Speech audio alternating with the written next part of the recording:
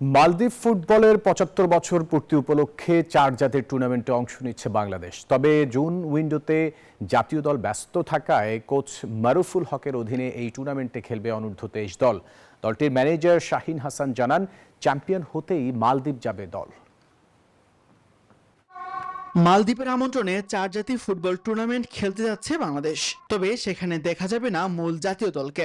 একই সময়ে জাতীয় দলের ব্যস্ততা থাকায় মালদ্বীপে পাঠানো হবে অনূর্ধ্ব ২৩ দল, যার নাম দেওয়া হয়েছে অলিম্পিক দল।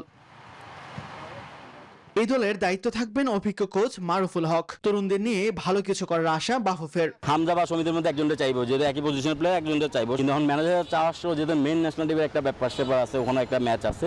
তবুও আমি এটা রিকোয়েস্ট করবো বা আমরা ট্রাই করবো একসঙ্গে একটা ভালো টিম করে বা ভালো টিমটা নিয়ে যাওয়া। এদিকে জুনের ফিফা উইন্ডোতে প্রথমবারের মতো ইউরোপের মাটিতে খেলবে লাল সবুজের প্রতিনিধিরা, প্রতিপক্ষ সান মেরিনো। তবে চাইলেও আগে ইউরোপ যাওয়ার সুযোগ নেই জামাল মুরসালিনদের। বাংলাদেশ ফুটবল লীগ চলায় যেতে হবে লীগ শেষেই, এমনটাই জানান বাফুফের নির্বাহী কমিটির সদস্য ইকবাল হোসেন। মালদ্বীপ এবং সান মেরিনো এই প্রোগ্রামগুলো সাজাচ্ছে, অচিরে আমরা আপনাদেরকে জানাতে পারবো। আর ইচ্ছা থাকলেও তো আমরা আগে যেতে পারবো না, কারণ যেহেতু ২৩ তারিখ পর্যন্ত আমাদের লিগ চলবে।